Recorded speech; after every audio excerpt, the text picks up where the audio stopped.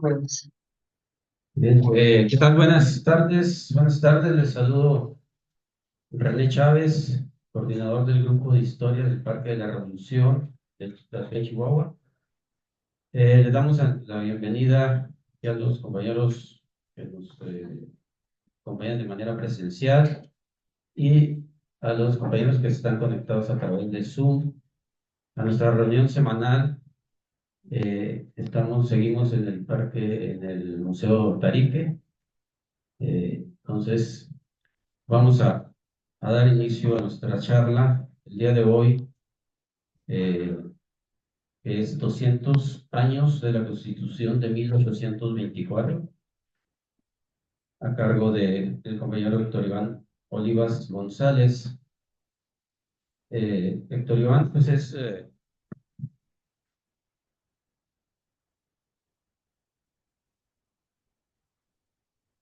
permítame un segundo.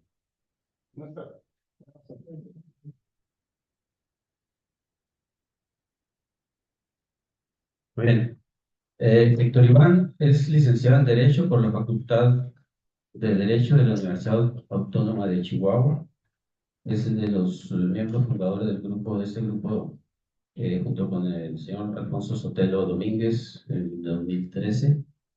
Es activista a favor de la conservación del patrimonio histórico de la ciudad de Chihuahua y es abogado postulante. Y pues bueno, todos sabemos que con un gran conocimiento en la historia local, nacional y universal, y pues donde nos ha compartido infinidad de pláticas de temas variados. Y el día de hoy, pues, celebrando 200 años, que fue el año pasado, ¿no? Pero pues para no dejarlo pasar, los 200 años de la primera constitución del México independiente, 1824. Entonces, pues le cedo los micrófonos aquí a Héctor Iván para que nos platique sobre ese tema. Juan. pues así es, ahí sí una disculpa por el atraso. Octubre 4 era la fecha del 200 aniversario.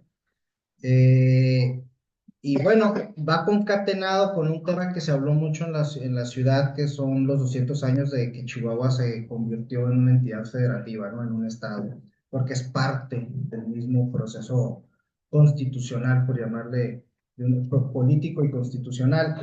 Y bueno, espero no resulte un poco árida la plática porque tiene algo de clase de derecho constitucional y algo de plática de historia, ¿no? Entonces, primeramente, mencionar que estos 200 años parecen muy lejanos y diremos, bueno, ¿y ese documento qué tanto tiene que ver con nuestro sistema político, constitucional o jurídico actual? Pues es mucho porque es elemental y es básico, ¿eh? Que a partir de un principio, pues el virreinato de la Nueva España terminó y el Estado mexicano inició mediante un acuerdo político de élites al cual fueron sumados los insurgentes, precisamente en el Plan de Iguala, el Abrazo de Acatempan, que va al caso con el día de hoy, que es el 24 de febrero, el día de la bandera, que precisamente las garantías del Plan de Iguala son las que representa el lábaro patrio, ¿no? Entonces, el inicio precisamente de este proceso para llegar a esta constitución parte precisamente de esa alianza de insurgentes y realistas, eh, que aglutina sectores políticos muy diferentes y contradictorios, donde se buscó llegar a un punto medio entre algunos que tenían ideas liberales ya para ese momento, conservadoras, otros nacionalistas, algunos que todavía tenían esa lealtad al imperio español, y de republicanos y monárquicos. Entonces, ese pacto que genera la independencia, pues no iba a durar a lo largo del siglo XIX, ¿verdad? Puntualmente, ya lograda la separación del imperio español, pues la gran discusión de qué tipo de forma de gobierno, qué tipo de forma de Estado iba a continuar siendo un motivo de pugna política, militar, filosófica, ideológica, jurídica, todo el siglo XIX hasta 1867 con el triunfo de la República, el definitivo, ¿no? Este plan de Iguala planteó un gobierno independiente, monárquico, pero una monarquía moderada, con la religión católica como la oficial, y luego reconoce la soberanía de Fernando VII como monarca del Imperio Mexicano, pero aún así con una independencia de lo que era el Reino de España, el Estado español, de una manera similar a la que ocurre con Gran Bretaña, ¿no? Que hay un monarca que sigue siendo jefe de Estado en Canadá, en Australia, pero realmente son estados independientes del Reino Británico, ¿no? Y bueno, y hablan de la igualdad entre los grupos étnicos, ¿no? En este plan entre europeos y americanos, indígenas, españoles y demás. Posteriormente, mediante el Tratado de Córdoba, que se firmó en esa mesa y en esas sillas que ven, que están después en una de las salas ahí del museo, de lo que es el Castillo de Chapultepec, se agrega la idea de un sistema de división de poderes y se establece que se buscará, si no Fernando VII, un miembro de la Casa de Borbón para que viniera como emperador de la corona de este nuevo estado que se denomina Imperio Mexicano. El 28 de septiembre de 1821, al día siguiente de la entrada del ejército trigarante en la Ciudad de México, se firma el Acta de Independencia del Imperio Mexicano, ese es el nombre oficial en su momento. Y de inmediato se busca crear un Congreso Constituyente que estaba integrado por estos grupos diversos, antagónicos, republicanos, monarquistas, liberales, conservadores, y empieza a haber ya conflictos de inmediato entre la Junta Gubernativa que se instaló con este nuevo Estado independiente y con el propio Iturbide, que era el hombre fuerte en ese momento. Y el primer revés a este proyecto fue que ningún miembro de la Casa de Borbón acepta el trono mexicano, dejando vacante la cabeza del nuevo Estado.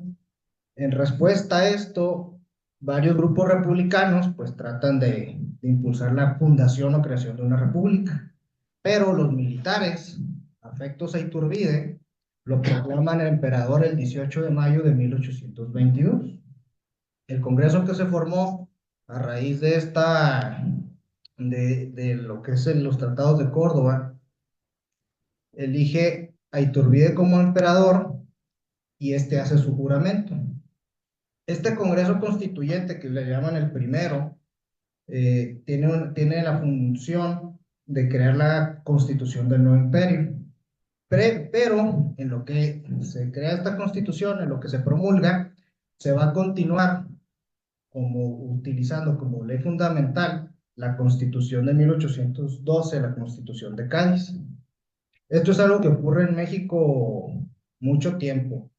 Mucho de la legislación de la época colonial duró mucho tiempo vigente ya entrado el siglo XIX, porque nunca hubo estabilidad suficiente para crear ciertos ordenamientos. Entonces, códigos comerciales, varias leyes civiles, todavía continuó la legislación antigua funcionando hasta que ya hubo una estabilidad. Entonces, no es raro que se utilizaba de manera provisional con la Constitución de Cádiz, que por cierto es una constitución liberal, tremendamente liberal, tan es así que no sobrevivió mucho tiempo en la España monárquica, ¿no? Sin embargo, el reinado de Iturbide pues estuvo marcado por una fuerte oposición de los liberales republicanos, sobre todo los que se juntaban en las logias masónicas, y grandes problemas económicos, porque el nuevo Estado, nuevo imperio, pues, nace a la vida independiente con cargas fiscales y deudas y una serie de problemas, ¿no? Por lo tanto, tenemos una serie de conflictos, y lo primero es que algunos diputados que se oponen a Iturbide son arrestados, entre ellos José Joaquín Herrera, quien sería presidente posteriormente, y Fray Servando, bueno, que no era Fray, Servando Teresa de Mier. El 31 de octubre, Iturbide expide un decreto en el cual disuelve el Congreso del Imperio Mexicano y lo sustituye por una Junta Nacional Instituyente. Este ya fue un camino de no retorno, ¿no? Aquí hay un debate hasta la fecha, los que dicen que, bueno, que los masones y otros grupos están influenciados por Poinsett, el embajador norteamericano, querían desestabilizar, otros que Iturbide quería dejar de ser un monarca constitucional y convertirse en un monarca absoluto. El caso es que la inestabilidad de este primer gobierno termina con Iturbide disolviendo ese Congreso y luego nos hizo esperar la respuesta. En Veracruz, uno de sus generales que había sido de sus leales, Antonio López de Santana, aquí es donde aparece esta figura ya en el primer plano nacional, aunque fue un importante general realista, comenzó a tener conflictos con Iturbide y buscó destituirlo en alianza con los viejos insurgentes, como eran Guadalupe Victoria, quien se sublevó en el sur Vicente Guerrero y Nicolás Bravo también se sublevaron contra Iturbide, sin mucho éxito, pero lo que dio el giro de tuerca a esta historia fue una rebelión que empezó el día 1 de febrero de 1823, cuando el general José Antonio Echavarri, quien había sido enviado por Iturbide a combatir a Santana en Veracruz, lanza un plan que se denomina el Plan de Casamata, en el cual se busca restablecer el Congreso. Iturbide ya se ve muy superado porque su propio ejército se le voltea y decide restaurar el Congreso. Del 19 de marzo de 1823, pues Iturbide abdica y parte al exilio, ¿okay? Para regresar posteriormente cuando está el proceso constituyente, y bueno, esa es una historia donde termina fusilado, ¿no? Se establece un supremo poder ejecutivo con carácter de provisional formado por un triunvirato, y este está integrado por tres líderes insurgentes: Nicolás Bravo, Pedro Celestino Negrete, personaje del que no se habla mucho, pero que fue importante en la zona del Bajío ya después de la muerte de Morelos, y Guadalupe Victoria, ¿no? Todos ellos, como les mencioné, habían sido líderes insurgentes. El Congreso Constituyente de 1823 a 1824, esta es imagen del recinto donde se instaló, un grabado la propia celebración de ese Congreso.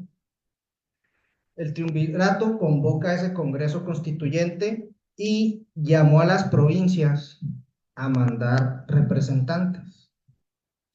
Algunas como Jalisco, Oaxaca o Zacatecas habían amenazado con separarse de no adoptar su sistema federal.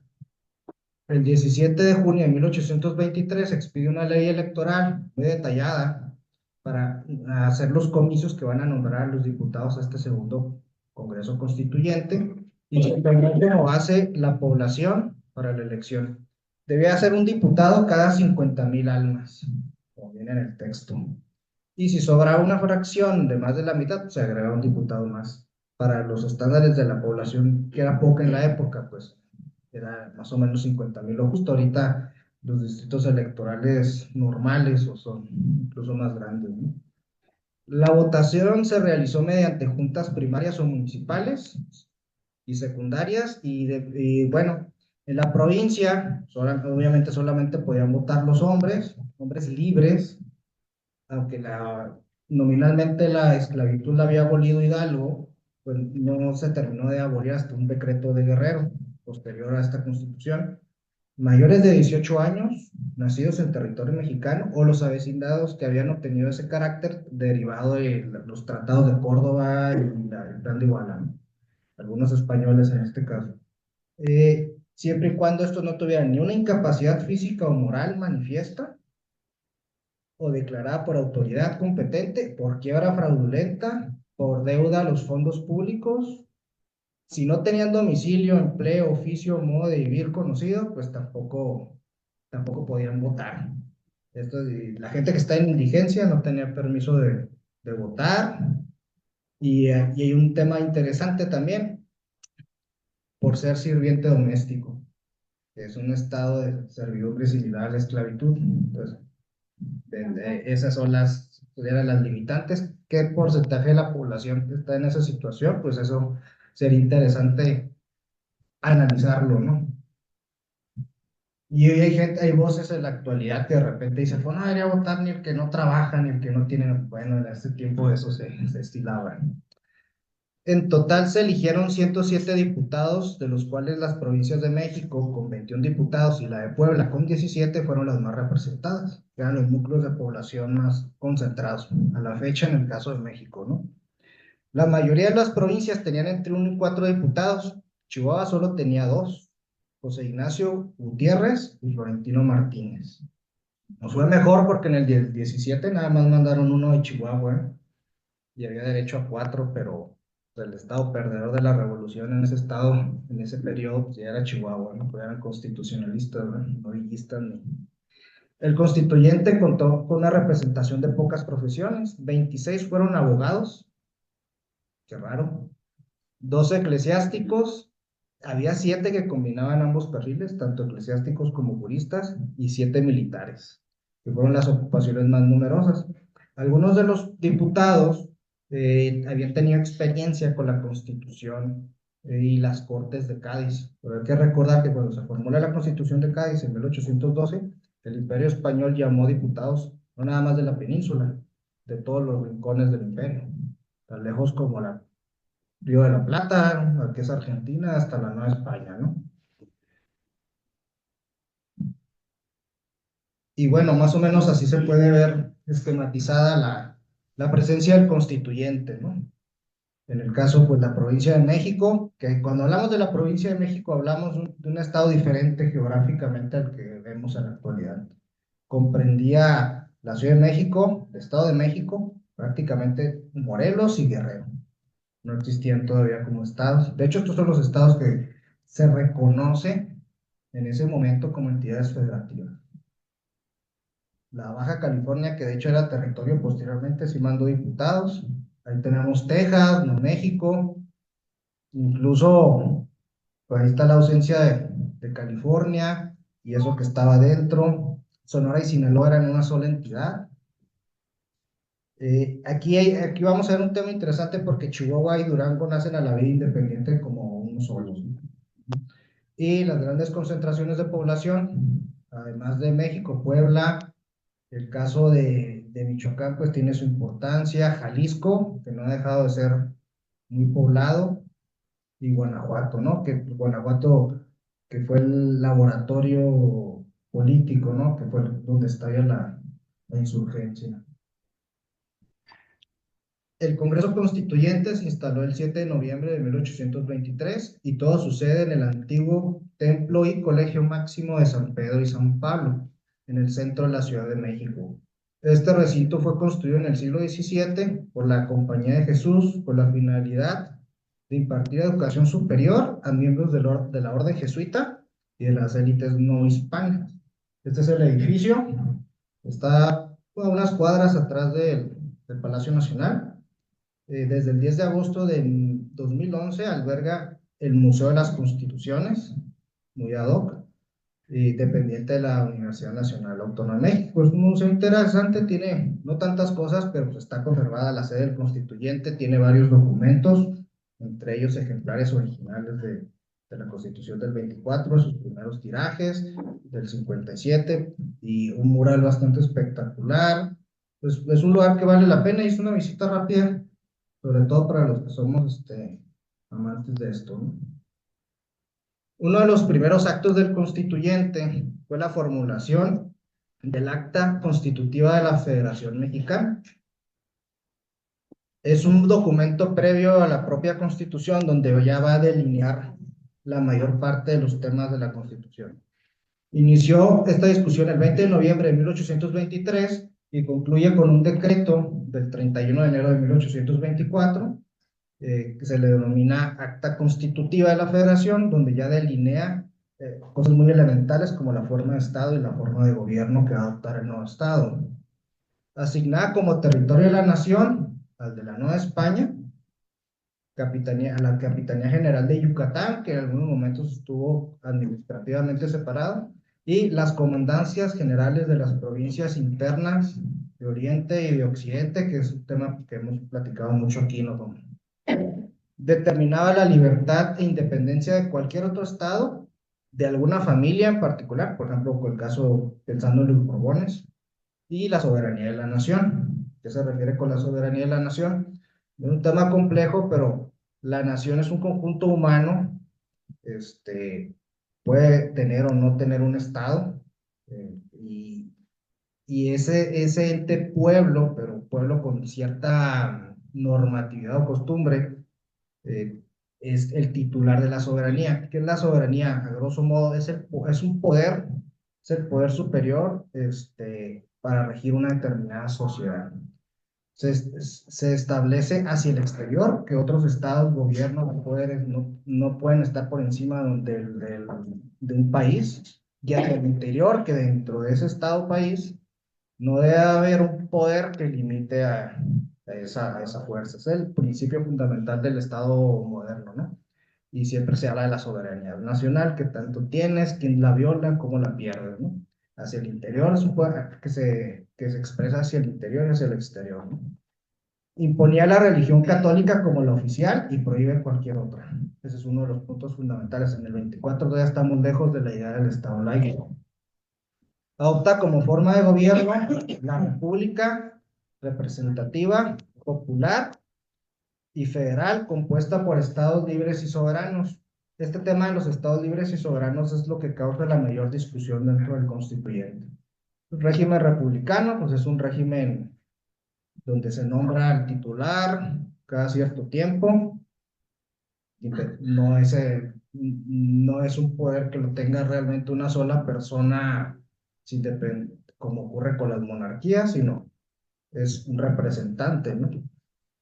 Reconoce como estados en ese momento a Guanajuato, al interno de Occidente, que estaba compuesto por las provincias de Sonora y Sinaloa, al interno de Oriente, compuesto por las provincias de Coahuila, Nuevo León y los Texas, literal viene los Texas en el documento, el interno del norte, compuesto de las provincias de Chihuahua, Durango y Nuevo México, como uno solo, el de México, el de Michoacán, el de Oaxaca, el de Puebla de Los Ángeles, el de Querétaro, el de San Luis Potosí, el de Nuevo Santander, que delante se llamaría las Tamaulipas, el de Tabasco, el de Tlaxcala, el de Veracruz, el de Jalisco, el de Yucatán, el de los Zacatecas, le llaman, las Californias y el partido de Colima.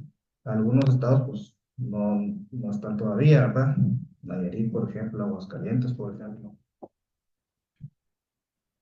Y bueno, se reconoce la división de poderes en tres: legislativo, en una Cámara de Diputados y Senadores, el ejecutivo, uno o más individuos que se nombren. Todavía no está la figura del presidente. Primero se crearon la idea de las dos cámaras, que desapareció en algunas épocas de México la Cámara de Senadores, y la idea del judicial, que se deposita en la Corte Suprema de Justicia y en los tribunales estatales en este punto. Y, pero todavía no se había esbozado quién iba a ser el titular del Ejecutivo. Incluso se pensaba conservar ese triunvirato, que fueran tres y no uno, para que no se tratara de hacer rey, ¿verdad? Y bueno, la misma estructura de división de poderes pasa a los estados, ¿no? Si se fijan, en gran medida este sistema que viene de las ideas de los ilustrados franceses, de Montesquieu, principalmente, eh, todavía es el que conservamos, ¿no? La Constitución del 24 tiene tres influencias: los filósofos franceses, la Constitución de Estados Unidos, que es muy, muy parecida, hay quien diría que es una copia, pero también tiene muchos elementos de la Constitución de Cádiz de 1812, la española, ¿no? Y bueno, también ordenaba proteger al Estado los derechos del hombre y del ciudadano, aunque en el catálogo que da esta acta solo se especificó la libertad de expresión y de prensa. Cada estado tendría dos senadores, que más o menos el sistema ahí va por ahí, son tres ahorita, y habría un diputado por cada 80,000 almas. Ambos duraban en ese periodo 2 años en su cargo. El presidente duraba 4. En general, las votaciones de cada artículo fueron casi unánimes. Entre los debates más álgidos y las votaciones más divididas estuvieron la de usar el término de estados libres y soberanos, que obtuvo 41 votos a favor, 28 en contra, con 4 abstenciones. Fijaron, este es el interior del antiguo Colegio de San Pedro y San Pablo, el Museo de las Constituciones. En ese lugar es donde se realizaron los debates. El Estado de México y Puebla representaron la mayor oposición al federalismo, pero incluso el diputado Florentino Martínez de Chihuahua votó en contra del federalismo. Nos cuentan mucho que Chihuahua siempre ha sido que nuestros derechos, que somos muy independientes, hasta historia de que el chihuahuense es separatista y todo eso. En el 24 no era así, ¿eh? En el 24, uno de los diputados de Chihuahua estuvo a favor de la República Central y estuvo en contra de que hubiera el Estado libres y soberano, Florentino Martínez. Esto tiene razones. Eh, los estados más centralistas son los de la Ciudad de México y Puebla, los que están en el Valle de México, ¿no? Bueno, en el altiplano central. Los estados más federalistas son los que tenían cierto poder económico en ese momento: Jalisco, Guanajuato, Zacatecas, que tenían cierta riqueza por las minas, por el comercio; Oaxaca, que fue muy fuerte en el siglo. Ahorita Oaxaca, pues tenemos la idea del estado más atrasado y en aquel periodo era al revés, ¿no? Y los estados norteños, contrario a esa idea de que por estar alejados son más independientes, había una cuestión de mucha vulnerabilidad. Y hay uno de los elementos que ustedes conocen bien: las guerras con los apaches. Y en el caso de Sonora, con los yaquis. Entonces, buscaban mayor protección de un gobierno central fuerte. Eh, Teresa de Mier, Servando Teresa de Mier, alegaba que darle el carácter de soberano a los estados habría la posibilidad de que estos se separaran de la federación y hubiera una atomización, que es uno de los temas del siglo XIX, precisamente, el peligro de que partes de México se separaran. Y luego había posturas también que mencionaban que esta separación, ¿no? Pero los diputados de corte centralista en general fueron minoría, ¿no? Una parte importante del debate también fue quién era el quien tenía la soberanía: si la nación en su conjunto, es decir, esta población con esa idea de gobernarse a sí misma, o cada estado o provincia era titular de la soberanía, que se unía en este nuevo gran legado, ¿no? Y como les digo, los grandes defensores de ese centralismo pues fueron estados del altiplano, ¿no? México, bueno, los tlaxcaltecas también. Y como les mencioné, los estados al norte, como Chihuahua, Nuevo León y Sinaloa, también se unieron a esta idea porque un gobierno central podía proveer a su protección, sobre todo contra apaches, contra yaquis, contra ese tipo de amenazas. El federalismo tiene sus mayores defensores, como les mencioné, curiosamente, el estado de Durango, que ya no siente tanto el peligro de los pueblos nómadas, indígenas; Guanajuato, rico en minerales; Jalisco en comercio; San Luis Potosí; Tamaulipas, siendo norteño; Yucatán y Zacatecas, pues buscaban precisamente esa mayor libertad y autonomía. Recordando que incluso Yucatán se separa de la República cuando vienen los periodos centralistas. Y hay estados que fueron ambivalentes en su votación: Veracruz, Michoacán, Querétaro, Oaxaca, tuvieron diputados a favor de la República Central y diputados a favor del sistema federal. Y bueno, la Constitución deja este mapa que algunos lo hemos visto en algunas ocasiones, esa división, ¿no? El territorio de Nuevo México, de la Alta California, esos territorios que se extrañan más en épocas como esta. Y pues los estados en ese tiempo, la división, pueden ver México que ocupaba lo que es y Puebla ocupaba lo que hoy es Guerrero, ¿no? Jalisco todavía se lleva lo que hoy es Nayarit; Aguascalientes pues está unido a Zacatecas en este periodo, ¿no? En lo referente a la forma de gobierno republicana, la votación a favor fue unánime. La idea de que fuera un sistema representativo, pues presentó pocas voces en contra, porque realmente la idea de una república se basa en medida en que la república y sus autoridades son representantes del elemento pueblo, ¿no? No puede la población ejercer directamente la administración ni legislar, ¿no? Fácilmente, necesitan unos representantes. Y aquí es donde podemos encontrar la gran influencia, pues, de la Constitución de los Estados Unidos, en la del 24, nosotros, el sistema federal, el republicanismo y la figura que sería la más importante de la política del país independiente, el presidencialismo, ¿no? El Poder Judicial, de acuerdo a esta acta, va a residir en una Corte Suprema de Justicia, en los tribunales de circuito y en los juzgados de distrito, el federal. Y a la fecha, ese es en general, pero con algunos detalles, la misma estructura de 1824. Juzgado de distrito, pequeño, la primera instancia, donde interpones el juicio de amparo contra un acto directo de una autoridad. el Tribunal de Circuito, que actualmente pues lo utilizas como tercera instancia, por llamarlo de alguna manera, en un juicio ya directamente y que revisa también actos de otros. Y bueno, la Suprema Corte, ¿no? O Corte Suprema de Justicia se llamaba en este punto. Los tres estaban, de hecho, en un principio dentro del Palacio Nacional, ¿no? Ahí estaba la Cámara de Diputados, incluso todavía algunos la han visitado, y no ubico bien dónde estaban los tribunales, ¿verdad? La elección de los individuos de la Corte Suprema, de los ministros, era por las legislaturas de los estados a mayoría absoluta de votos y se hacía normalmente en conjunto con la elección de los que del presidente. Limitaba a los estados de tener ejército permanente sin consentimiento del Congreso General y a mantener relaciones internacionales o impuestos al comercio con otros estados.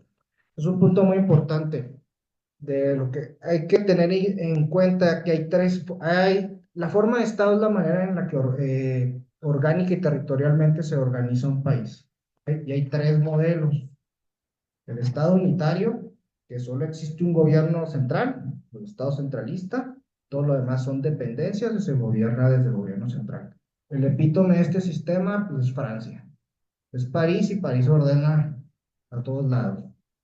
Luego existe el otro extremo, que realmente no ha habido estados muy exitosos, que son las confederaciones. En la confederación se aglutinan estados, pero estos conservan ejército, tiene cada uno sus relaciones exteriores, conservan una enorme autonomía y únicamente están juntos por alguna situación de defensa prácticamente.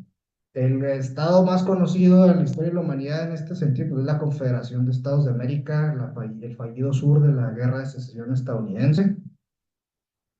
Suiza, los cantones eran más o menos, o todavía un poco independientes, aunque se ha ido haciendo más fuerte el Estado central.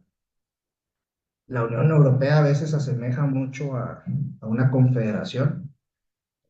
Y, y el sistema federal, que es un punto intermedio, donde tienes un gobierno central que tiene unas facultades en relación a lo que a todos los estados les compete, son sus intereses, y una autonomía local donde hay un gobierno en cada parte, estado, provincia, ¿no? Teóricamente, los dos órdenes son del mismo rango, pero tienen repartidas facultades, es decir, tareas repartidas. Y un punto muy importante es que el Estado, miembro de un Estado federal, no puede tener ni ejército permanente, ni puede tener relaciones internacionales con otro país, las tiene a través del gobierno federal, y luego no puede haber impuestos al comercio entre los miembros integrantes de un Estado federal.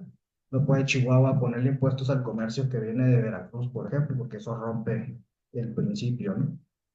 Eh, Prescribiría que jamás se podrán reformar los artículos de la Constitución y del Acta Constitutiva que establecen la libertad e independencia de la nación mexicana, su religión, forma de gobierno, libertad de imprenta y división de los poderes supremos de la Federación y de los estados.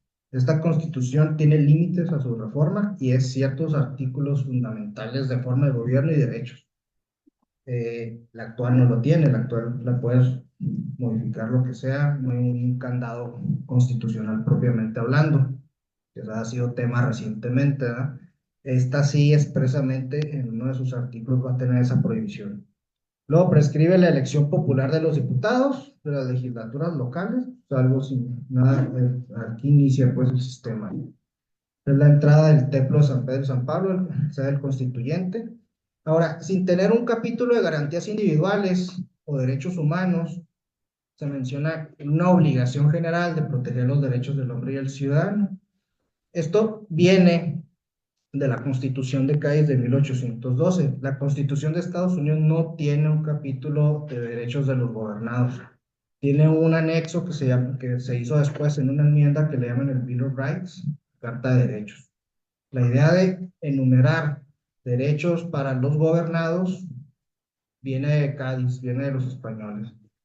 Y entre los que garantiza esta constitución, pues se pueden enumerar la pena de infamia, pues no pasará el delincuente que hubiera merecido. La infamia es cuando la pena o el castigo se traslada por generaciones.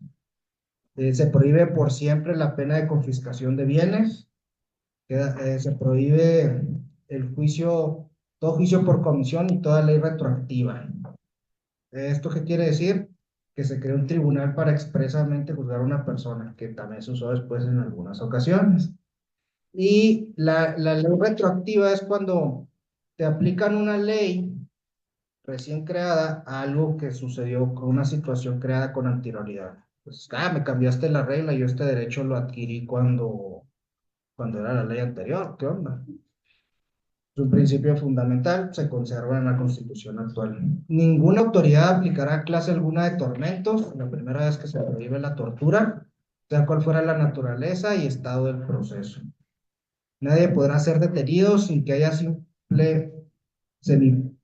prueba, más o menos indicios, como se dice en la actualidad, de ser un delincuente. O sea, para que una persona fuera delincuente se tenía que tener cierto indicio de que había cometido un delito. Más o menos esa es la idea lo que es el derecho penal civilizado, ¿no? Pues de ilustrado se va transmitiendo y en la actualidad lo tenemos con un catálogo más amplio de garantías, ¿no?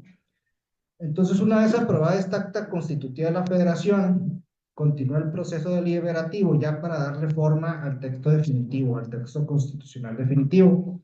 El 20 de marzo del 24 ya se presenta ante el Pleno de los Diputados Constituyentes ya el proyecto que va a ser el aprobado, ¿no? Y aquí es donde ya se determina por primera vez el Supremo Poder Ejecutivo de la Federación se va a depositar en un solo individuo que se denomina presidente de los Estados Unidos mexicanos. Aquí estaba prohibida la reelección inmediata. Tenía sus 4 años, paraba y pues, tenía que entrar otro y luego ya podía volver a correr el presidente, ¿no? Y Guadalupe Victoria, un día antes de la promulgación de la Constitución, por el mismo Congreso, fue nombrado presidente. Por eso es el primer presidente de la República, ¿verdad? Luego se crea una figura que causó muchísimos problemas y conflictos, que es la figura del vicepresidente.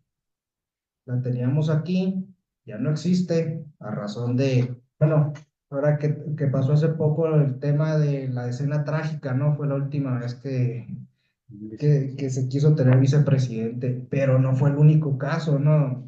Durante todo el siglo, buena parte del siglo XIX, era común que el vicepresidente pues conspirara contra el presidente para quedársele la presidencia. La elección presidencial no era directa, sino a través de las legislaturas de los estados. Cada legislatura estatal tenía 2 electores que enviarían su voto por un individuo en particular al Congreso General y de la mayoría de los votos se elegía al presidente.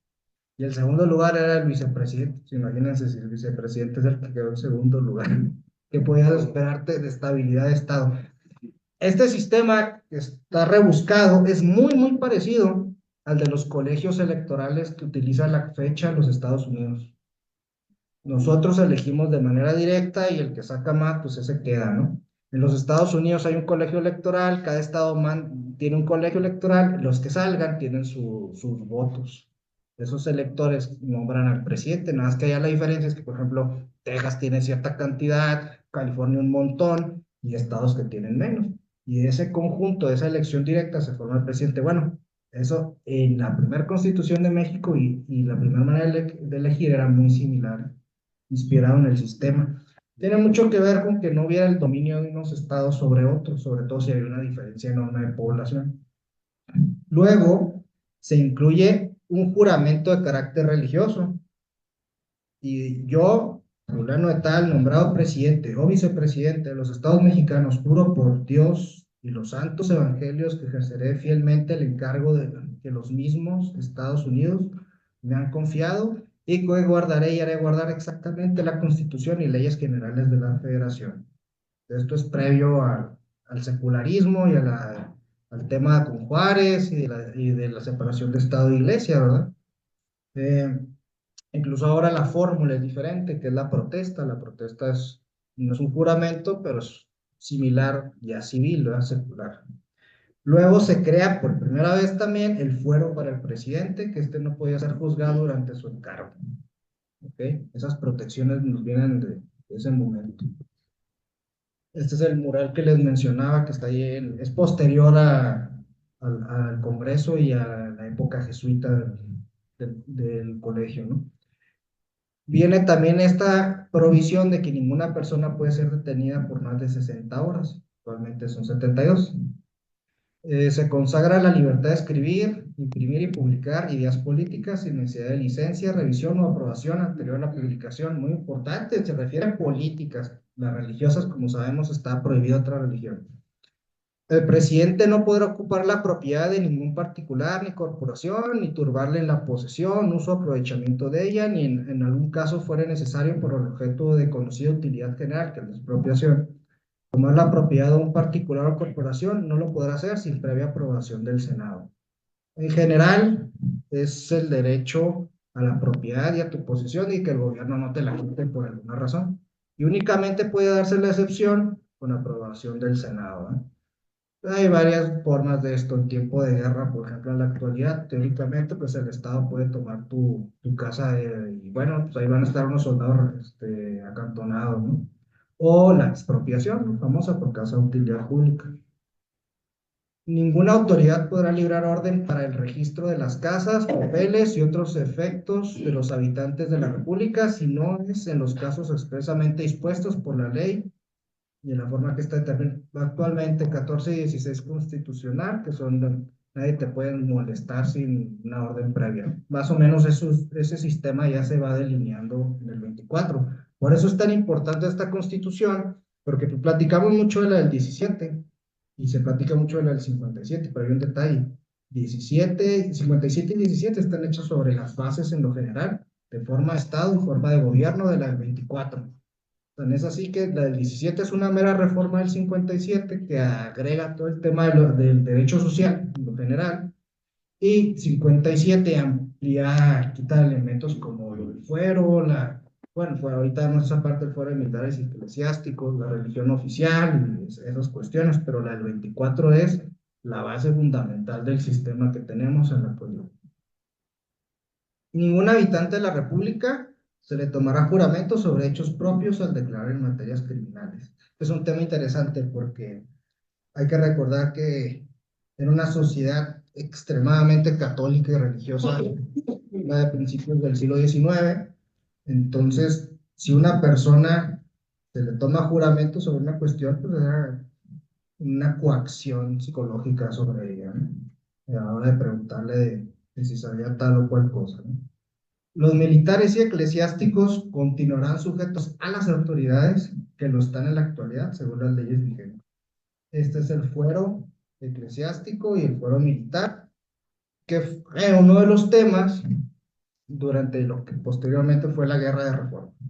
Quitar esos privilegios que tenía la iglesia y el ejército de ser juzgado de manera diferente, con sus propias autoridades, que eran un estadito dentro del Estado, ¿no? Luego, a nadie podrá privarse del derecho de terminar sus diferencias por medio de jueces o árbitros, es decir, da un derecho a poder resolver un pleito en vez de con los jueces a través de un arbitraje, ¿no? No existe de cierta manera. Y aquí hay un tema, esta primera constitución del 24 no habla ni del tema de la igualdad como derecho, que es algo posterior en el 57 y olvídense del 17, y en los derechos humanos. Tampoco se habla de la esclavitud, ¿eh? No la prohíbe, no la permite y no la prohíbe. La esclavitud ya jurídicamente se elimina por un decreto que hizo Guerrero posteriormente. Pero sabemos que Hidalgo, en lo que a la insurgencia se refiere, que finalmente estos constituyentes, en su mayoría, Victoria, Guerrero, pues son herederos de la tradición de Hidalgo, pues vienen de la insurgencia, pero no se toca hasta ese punto, ya en una de las presidencias. Y bueno, viene en la última hoja, ¿no? La Constitución fue promulgada el día 4 del mes de octubre del año del Señor, todavía esa fórmula de 1824, cuarto de la independencia, hablando de la consumación, tercero de la libertad, es decir, de haber quitado Iturbide, y segundo de la federación, de haberse hecho la acta constitutiva de la federación que mencionamos, ¿no? Y ese es uno de los ejemplares de los primeros tirajes que está ahí exhibido en el Museo de las Constituciones. La vigencia de la Constitución pues fue bastante complicada y azarosa, como hemos mencionado, pues fue una época de una inestabilidad política terrible. Y bueno, lo primero es que la Constitución solo estuvo vigente en su primer término de 1824 a 1836, cuando se estableció un régimen centralista. Tradicionalmente hablamos de tres constituciones, ¿no? Que son las republicanas, liberales, federales, que es la de 24, 57 y la de 1917. Pero hay otras dos que son conservadoras centralistas, que una es las 7 leyes constitucionales y otra se denominó las bases orgánicas. ¿Ok? Cuando se establece el régimen centralista, se crean primero estas 7 leyes constitucionales durante las presidencias de primero Miguel Barragán y luego ya Antonio López de Santana, ¿no? Y esta constitución centralista fue sustituida en 1843 por una que se denominó las bases orgánicas. Este es el mapa de cómo era la República Centralista. No son estados, son departamentos. ¿Y qué generó el centralismo? Pues que varios se quisieran separar, ¿no? El más conocido y exitoso, claro, con mano negra, de los Estados Unidos, o al menos en los sajones que emigraron, Texas, ¿no? Pero Yucatán se separa. Yucatán, bueno, comprende el actual Quintana Roo, y Campeche, ¿no? Luego, Zacatecas también se separa nominalmente. Tiene que ir Santana a reprimir la rebelión. Y hay una especie de separatismo de que le llaman República del Río Grande, y se ha mencionado que fue más nominal que otra cosa, que es Coahuila, Nuevo León y Tamaulipas, ¿no? Pedazos. De inmediato, la República Centralista pues trajo el pleito sobre todo los estados más federalistas, que son Yucatán y Zacatecas, por citar algunos, ¿no? Y luego, la Constitución de 1824 fue restaurada durante el gobierno del presidente José Mariano Salas el 22 de agosto de 1846, cuando ya se había perdido Texas, cuando ya venía inminente la invasión de los Estados Unidos, y se restaura mediante un acta de reformas que fue expedida el 18 de mayo de 1847. Esta tiene algunos cambios que adiciona a la Constitución. El primero, pues, que crea la mayoría de edad de los 20 años, siempre y cuando se tenga un modo honesto de vivir, una fórmula que en la actualidad se usa mucho en las leyes. Establece el derecho a votar en las elecciones y servir en la Guardia Nacional. Tema importante, mencionamos que los estados no pueden levantar tropa más que en autorización de la Federación. Bueno, todo el turbulento siglo XIX, pues en gran medida el ejército mexicano dependió precisamente de esas guardias nacionales levantadas por los estados, ¿no? Eh, pues establece los derechos ciudadanos pues que se pueden perder por ebriedad, por tabú profesional, por vagancia, por estado religioso, por interdicción, que es cuando una persona padece sus facultades mentales y no tiene, no puede representarse directamente por sí mismo por proceso criminal. Aquí es la primera vez que se establece la Ciudad de México como el Distrito Federal, como la sede de los poderes. Se elimina el cargo de vicepresidente en este punto, que luego alguien lo vuelven a retomar en la del 57, bueno, durante el porfiriato en una reforma en la del 57. Y bueno, se elimina el fuero para los delitos del orden común del presidente. Esto es un ir y venir, en el caso del fuero, que no, que si está protegido, que si no. En este tiempo eliminaron el fuero porque debieron haber abusado bastante, sobre todo Santana, y eventualmente regresó. Y este es un ejemplo, esta es la primera página del acta de reformas de 1847. Y esta segunda vigencia duró de 1847 hasta 1857, cuando se crea la segunda constitución, ¿no? La de Juárez y Comonfort y demás, ¿no? Así que en estos dos periodos separados, la constitución del 24 pues solamente estuvo vigente 22 años. Entonces, ya, independientemente de su influencia, ¿verdad?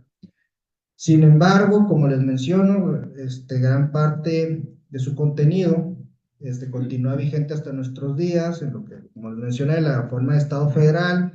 en que los Estados miembros pierden totalmente su soberanía exterior y ciertas facultades, lo que afecta a todos los estados en favor de un gobierno central, pero conservan un gobierno propio y autónomo para su interior. Existiendo dos órdenes, uno federal y otro local, conservamos pues la forma de gobierno republicano, un congreso bicameral, que también fue de idas y venidas, ¿no? La figura del presidente como jefe de gobierno y jefe de Estado, que son dos calidades diferentes. En algunos sistemas constitucionales hay un jefe de Estado que es el que lleva la representación. En las monarquías constitucionales, por ejemplo, Gran Bretaña, España es el ejemplo típico, pero por ejemplo Alemania tiene un presidente que tiene esa figura de jefe de Estado y el jefe de gobierno que es el que opera la administración pública, que a la mera hora lo que nos ha demostrado la práctica es que el jefe de gobierno es el fuerte. Tanto las monarquías constitucionales, los primeros ministros británicos, por ejemplo, o el presidente del gobierno español, o el canciller alemán, como por citar ejemplos, ¿no? Entonces, en nuestro caso y en los Estados Unidos, en muchas partes, pues, se aglutina. Sí.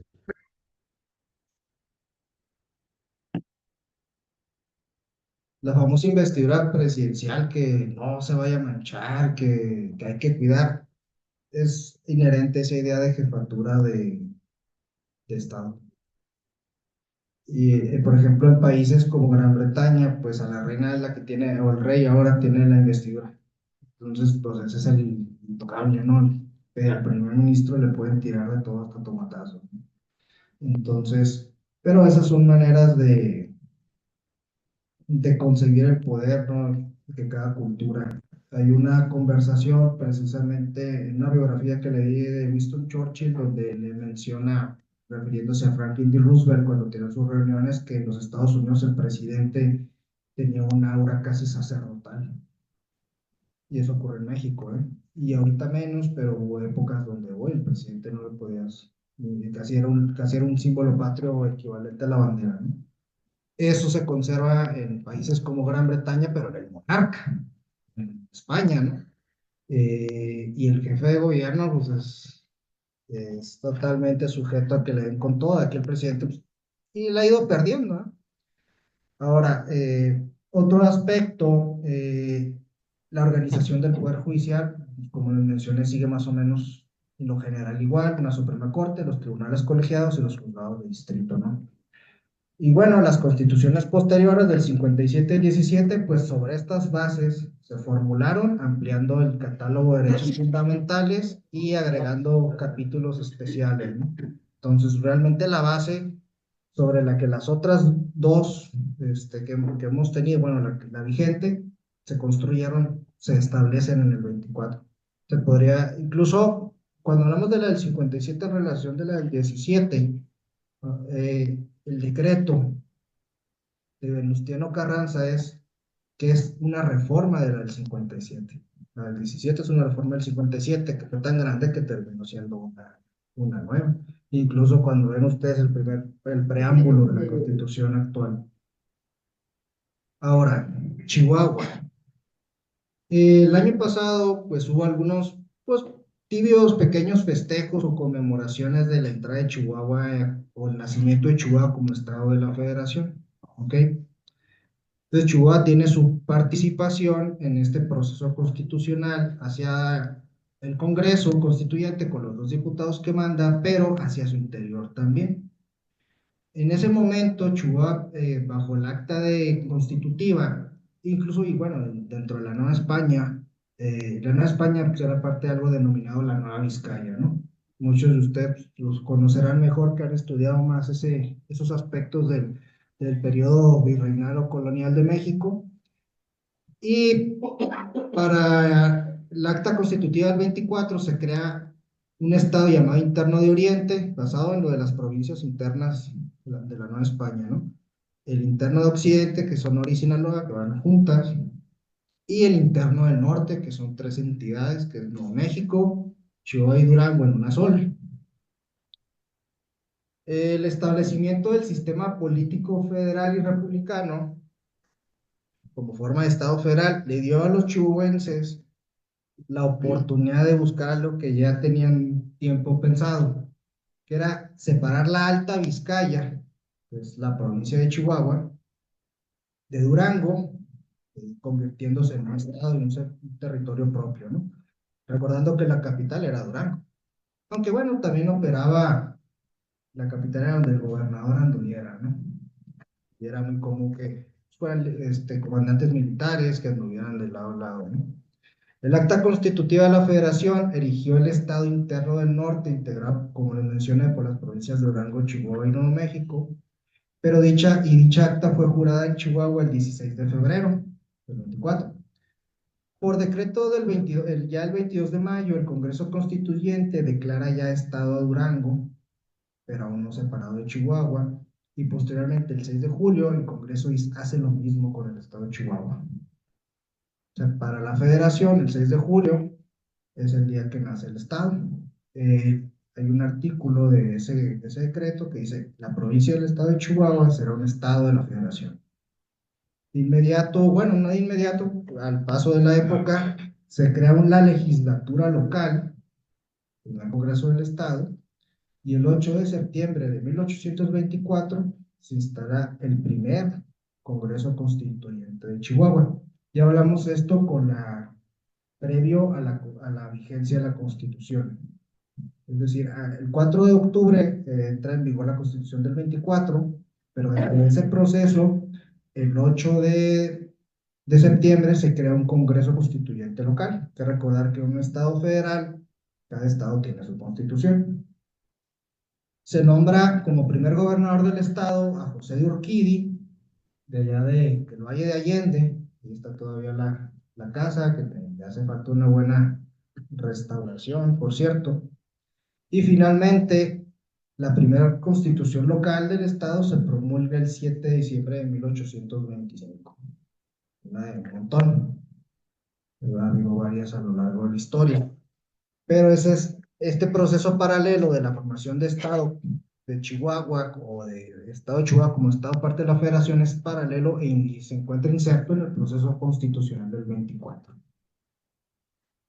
Entonces, pues hasta aquí la breve reseña de la Constitución del 24, pues la bibliografía, ahí sí el caballito de batalla, al menos cuando me tocó a mí en la carrera, que es el Derecho Constitucional Mexicano de Felipe Tena Ramírez, donde de hecho se aborda a mucho detalle el debate que hay entre los centralistas y los federalistas respecto al temor que existía de que si le llamabas libres y soberanos, pues ya con eso era el pretexto para separarse, queda mejor llamarles estados independientes o estados autónomos, por el mero juego de las palabras, ¿verdad?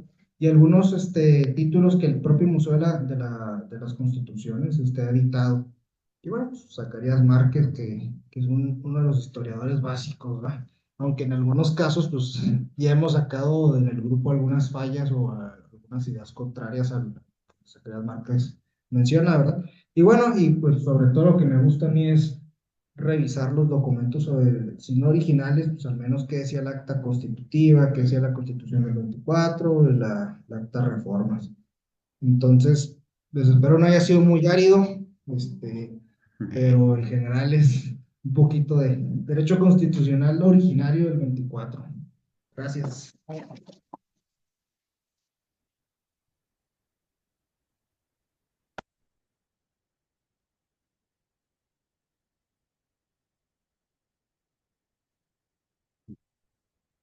Bien, entonces muy interesante, cosas que pues, sí, en lo personal desconocía. Esa parte de las leyes, ese periodo, ¿verdad? Que deja de la Constitución de estar en vigor. O sea, es interesante que lo veas y nos compartas ese periodo, ¿no? ¿Cómo se manejaron esas leyes que centralistas o Pues las de Santana y la República Centralista, ¿no? centralistas? Ya ¿No? le entramos a eso. Sí, claro.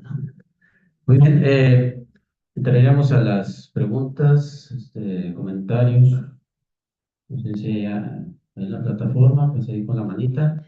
Y aquí los que presentes, pues si nos acercamos para, entonces sería Manuel Salcido, estamos Heidi, Manuel Alderete también, levántate. Ok, entonces en ese orden. Muy bien. Sí, Héctor Iván, felicitaciones. Mm, Yo considero que muy completa la explicación. La verdad es que de mucha profundidad. Porque yo creo que para los abogados, no sé cuál sea su opinión, pero de veras que muy bien. Eh, Cuando se da el movimiento separatista de los estados, aquí en Chihuahua, también en la época del siglo XIX, ¿no? En 1820, 20, 21, 23, 24, menciona Víctor Orozco, ahí en su libro Las Guerras Indias, que precisamente aquí, por la falta de apoyo del centro, se estaba gestando un movimiento separatista, o sea, rebelándose contra la federación. Eh, Ahí lo menciona Víctor Orozco, pero ¿tienes tú algún comentario sobre eso? Bueno, es interesante porque el Estado federal, como vimos, es un estado, bueno, el Estado mexicano, es decir, tanto el Imperio Mexicano como la República Federal Mexicana, como la República Centralista, son estados en continua crisis política, ¿no? Y en continua crisis económica. No hay dinero, no hay fondos, es un caos el siglo XIX. O sea, el primer gobierno estable, pues es sabido ya duradero, con sus asegúnes, es el de Porfirio Díaz. Los ganadores, pues, incluso los ganadores del proceso republicano, Juárez y Lerdo, pues no son estables porque vienen los conflictos entre los propios liberales, ¿no? No de, obviamente, Díaz, ¿no? Entonces, todo el siglo XIX es caótico. Entonces, es natural que existieran grupos que quisieran esa independencia, pues, porque obviamente el centro ni mandaban, ni en gran medida no podían mandar apoyo. Sin embargo, también está esa parte, y como mencioné, pues los diputados constituyentes chihuahuenses, pues andaban por otro canal, o sea, ellos pensaban que lo ideal era, ¿sabes qué? Necesitamos un gobierno central que se obligue a defendernos, ¿no? Habría sido complicado lograr una separación de ese tipo sin que los Estados Unidos obviamente te absorban y te echen, porque ese es también el tema, ¿no? O pudieras tú sostenerte plenamente, ¿no? Contra los pueblos indígenas, los nómadas. Hay que recordar, pues, la pachería cuando acaba, precisamente quien gobierna, ya el primer gobierno central fuerte, ¿no? Que en la forma era federal, pero en el fondo, pues lo propio era bastante central, aunque dependía mucho de esos cacicazgos locales. Y el caso de Sonora, pues es la misma situación, ¿no? Con los yaquis, ¿no? Esa es una situación que tiene el norte y Yucatán, por cierto, también muy fuerte, donde en medida de que hay cierto abandono y el centro solo se ocupa del centro, pues es natural que exista nos hablamos por nosotros, ¿no? Este, ese dato está interesante en el sentido de que, bueno, si esto era intención, habría que ver también la influencia política que tenían esos grupos, ¿no? Probablemente a lo mejor el grupo contrario, pues en ese momento, fue el que nombró a los diputados, ¿verdad? Al Congreso Constituyente. Heidi, Pero Iván, pues, primero que nada, felicitarte. No cabe duda que contigo aprende uno cada vez algún dato nuevo, distinto. Una de las primeras preguntas que escribí aquí al principio, pero que luego respondiste, era pues en en qué constitución se habían basado para realizar la de 1824. Y ya después respondiste que en la de Cádiz de 1812 y también en la de Estados Unidos, que era muy similar. Otro de los datos es que cuando forman el Congreso Constituyente, en donde aparece ahí un esquema con todas las provincias, aparecen Coahuila y Texas juntas, así como también Sonora y Sinaloa, que también lo nombrabas. Y me llamó también la atención del dato de que en algún tiempo desapareció la Cámara de Senadores, no lo desconocía, y el primer diputado de Chihuahua fue Florentino Martínez, me pareció también otro dato importante, que cuando esto funcionaba aquí como las provincias internas, fue nombrado acá Estado Interno del Norte. Y en cuanto a la numerología, la diferencia entre Constitución de 1857 y la de 1824 son 33 años. Y el grado máximo en la masonería es el número 33. No sé si tenga algo que ver también en esa cuestión por todo lo que estuvieron pues de la mano con todas estas bueno, reformas y demás, integración de la Constitución. Y pues nada más, básicamente eso, felicitarte, muchas gracias. Y ¿quién sigue? Manuel Maestro. Aldrete. La Cámara de Senadores, no tengo bien ahorita este, aquí las fechas y quiénes, no, pero la Cámara de Senadores ha ido y venido, ha ido y venido a lo largo de la historia. Eh, se creó en la del 24, la del 57 no tiene Senado. Ay, un periodo. Ajá, luego don Porfirio, sobre todo restaura el Senado. Y luego la del 17, los revolucionarios no quieren Senado, luego un tiempo deja de haber Senado y luego vuelve otra vez el Senado, no me acuerdo si en los 20, 30, ya pues, con Obregón o posterior. Lo que recuerda Belisario Domínguez, pues fue senador, ¿verdad? Entonces sí ha sido una institución que sobre todo los grupos revolucionarios la han visto mal como un lugar donde se conservaba la reacción, entonces en diferentes puntos, porque siempre finalmente el senador o la idea del senador más que es el político, debe ser el político experimentado ya viejo, ¿no? Claro que pues, lo hemos ido rompiendo con varias cuestiones, pero ha sido de ir y venir, ¿no? Manuel Aldrete.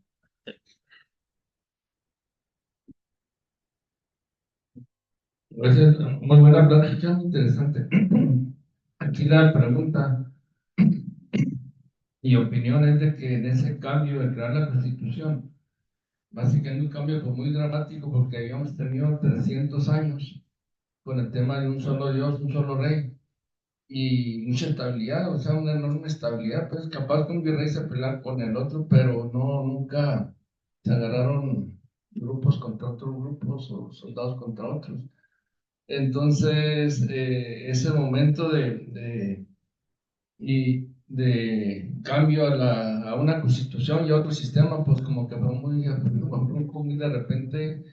Y la otra pregunta es sobre las provincias internas. Como las provincias internas estaban del 776 y seguían vigentes. La capital, al parecer, estaba aquí en Chihuahua. Y eso da mucha estabilidad, aunque el rey de España lo habían metido a la cárcel en Francia y aquí siguieron gobernando, por eso juzgaron a Hidalgo y mantuvieron el orden y siguieron siguientes. El último fue García Conde, el último jefe de las provincias internas, que digo que tiene nombre de calle, García Conde. Y la pregunta es aquí, ¿qué pasó con esa comandancia de provincias internas a la Constitución? Porque ellos obedecían al rey. Y ya no hay rey y ahora el presidente le vale el norte igual que los actuales. Como que causó un abandono, pues, y por eso se formaron estos grupos anti, pues de que los dejaron solos, ¿sí? Eso sería básicamente. Bueno, el trauma de un solo rey, un solo Dios, pues no es un tema exclusivo de México, o sea, estamos hablando del cambio más importante en el mundo occidental. Tan es así, pues esto es eurocéntrico, ¿no? O centrado en Occidente, pero hay cuatro edades de la historia humana de acuerdo a esa idea. La edad antigua, que termina con la caída de Roma, la Edad Media, que termina para algunos con la caída de Constantinopla y para otros con el descubrimiento de América, que son acontecimientos inmensos, y la Edad Moderna se inicia precisamente con esto y termina en 1789, 14 de julio, con la toma de la Bastilla, con lo que le denominaban el viejo régimen o el ancien régime, y sigue lo que actualmente conocemos como la edad contemporánea. Tan traumático es ese cambio en el mundo occidental que cambió una era. El mundo monárquico de la edad moderna a la edad contemporánea, y las monarquías duraron toda la Edad Media y toda la Edad Moderna. En 1824 eran pocas repúblicas en el mundo. Ahorita cuántas monarquías son.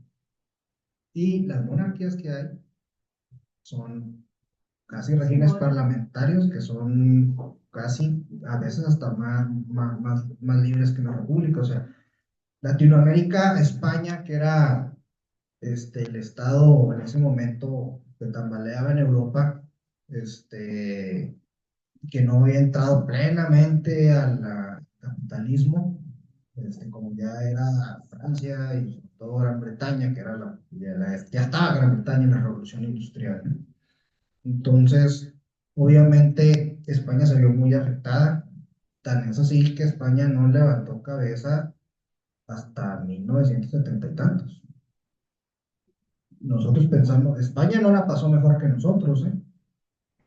Vinieron, la Constitución de Cádiz duró 3 años vigente, luego vino un golpe del rey, luego otra república, otro golpe, más o menos parecido a lo que vivimos nosotros, los españoles lo vivieron, guerras civiles más o menos, un periodo más o menos de industrialización a finales del siglo XIX, donde toma mucha relevancia Cataluña, y luego la guerra civil, que fue devastadora, la dictadura franquista, y hasta el 70 que viene y que Europa le tuvo que inyectar dinero, sobre todo Francia y Alemania.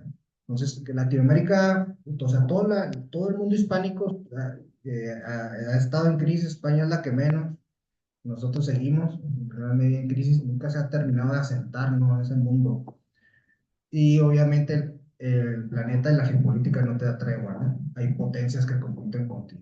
Eso siempre es, y lo vemos ahorita, el enfrentamiento entre potencias, y es una constante, ¿no? Entonces, el cambio de ese modelo monárquico del viejo régimen al modelo liberal republicano moderno, pues no es lo más traumático para México. Francia, que incluso era una potencia, Francia, monarquía, ¡pum!, la república, viene el imperio, ahí viene otra vez la monarquía, otra república, vamos, imperio otra vez. Todo el siglo XIX, trancazos internos, ¿no? La República Francesa no se estabiliza hasta 1870 y quíbole, tras la derrota de la guerra franco-prusiana.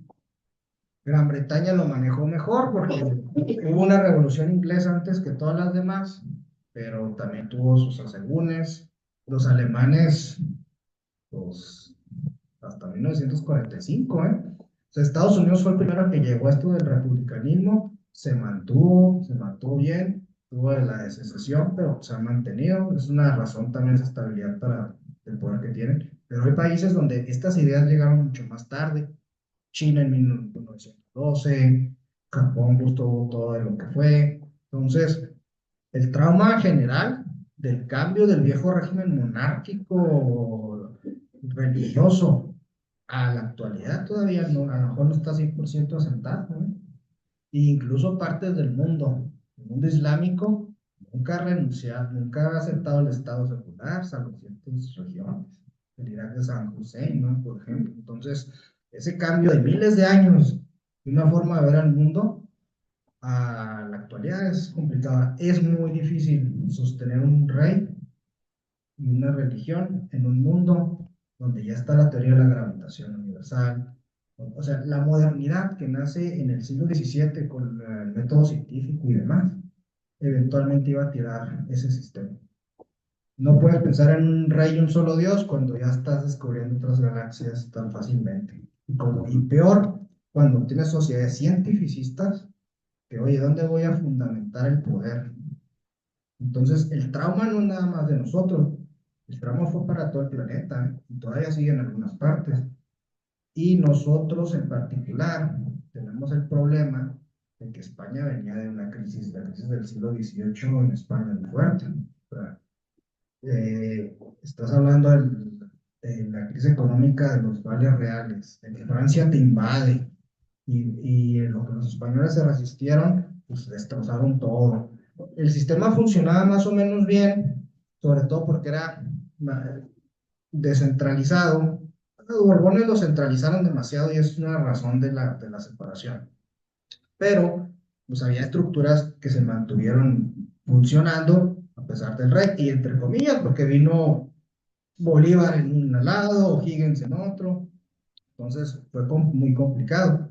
Pero ahora, una vez que vienen los tratados de Córdoba, se corta el poder español, pues de la misma manera que esas provincias internas, a pesar de que el rey, lo decían el rey, estuvieran ahí. ¿Quién tenía el poder material? Pues lo tenía ya los nuevos, ¿no? Por ejemplo, Agustín de Iturbide es un ejemplo muy interesante porque él es un realista que está combatiendo a los insurgentes, ¿no? A favor de mantener la soberanía de España.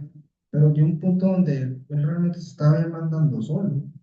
Entonces, el rey Fernando VII está ya, no controla ni España, porque la realidad no se iba a controlar el resto, ¿no? Entonces, pues finalmente todos se fueron haciendo al status quo. ¿Qué es lo que pasa? Este estado, como mencioné, nace quebrado, nace débil, pues la deuda española es tremenda en ese siglo XVIII, acaba con lo que fue uno del imperio, tal vez el tercero o cuarto más grande de la historia de la humanidad. Y la Nueva España nace así. Iturbide tuvo que pedir prestado para hacer la corrupción. Entonces, controlar un vasto territorio, cuando tienes asonadas rebeliones, problemas, pues te va a costar mucho trabajo. Entonces, el norte, la respuesta de muchos gobernantes mexicanos ha sido centralizar más. Lo hemos visto en diferentes eras, Porfirio, el PRI y demás. Y actualmente, crisis de seguridad, centralizar. Pero también pues, los estados son lo que hace la maquinaria, ¿no? Funcionar. Desgraciadamente, nuestro sistema federal nunca ha terminado de encontrar un equilibrio. ¿Ok? Los Estados Unidos, que son los creadores de este sistema, han partido de tener estados muy fuertes, donde se ha hecho más fuerte el poder central. México empezó teniendo más o menos fuerte ese poder central y dándole juego a las provincias, ¿verdad? Pero nunca se ha consolidado plenamente. Pero el Estado central, cuando lo hemos tenido pues también terminó perdiendo medio país, ¿verdad? Entonces, es muy complicado. Bien, ¿quieres participar? Bueno, tenemos la última. Antes de sí, pasar esto, leeremos aquí unos en el chat. Dice, licenciado, una duda. Iturbide tuvo participación importante en el plan de Iguala, fue el antecedente o base de la constituyente de 1824. Felicitarte. Ok, que si Iturbide tuvo participación importante en el plan de Iguala, bueno, pues prácticamente es el creador del plan de Iguala, ¿no? O sea, el plan de Iguala, él es realmente el político central de este periodo y el que busca la alianza con Guerrero, con la insurgencia, que y no nada más Guerrero, ¿no? También eventualmente Guadalupe Victoria, Pedro Celestino, Negrete y demás, ¿no? Pero él es el personaje central en el tema de Iguala. Muy bien. Arturo, sí, si va a participar, venga para acá. Tiene que... Sí, gracias, ¿no? Una cuestión, se entiende que la masonería pues fue parte fundamental en estos cambios constitucionales en esa época. Y cuando se le pide a Chihuahua su participación, ellos dicen, no, no, centralistas o lo que sea, no, no queremos nosotros intervenir en eso, lo que queremos es el apoyo por la cuestión del ataque a apaches y comanches. Y Iturbide sí tuvo eh, cierto conocimiento en lo poco que duró su gobierno. Hizo un acuerdo, no sé si ustedes han visto la Guerra Apache de Gilberto Terrazas. Viene un acuerdo entre comanches en el periodo de Iturbide, en donde les van a dar educación a los comanches y luego devolverlos para que en su pueblo pues dejen todas las correrías y todo y prepararlos e integrarlos. Entonces, esa situación pasó con Iturbide. Gracias. Había escuchado de esos convenios. No soy un especialista en el tema de las guerras con los comanches. Leí no hace mucho del tema, porque bueno, obviamente los apaches pues siempre han sido un tema central en la historiografía de Chihuahua. Los yaquis pues son también siendo el conflicto armado más largo en la historia de México. Luego de la España y luego continuó casi hasta el siglo XX. Los comanches no se platican tanto, pero los comanches fueron una potencia militar durante el siglo XVIII y parte del XIX. Entonces, parte del debilitamiento general de la Nueva España tuvo mucho que ver con la explosión de poder de los comanches. Los comanches llegaron a tener una presencia desde ya las fronteras de la Luisiana hasta incluso hay incursiones comanches documentadas en Zacatecas. Entonces, los comanches hicieron invasiones y ataques por toda la zona.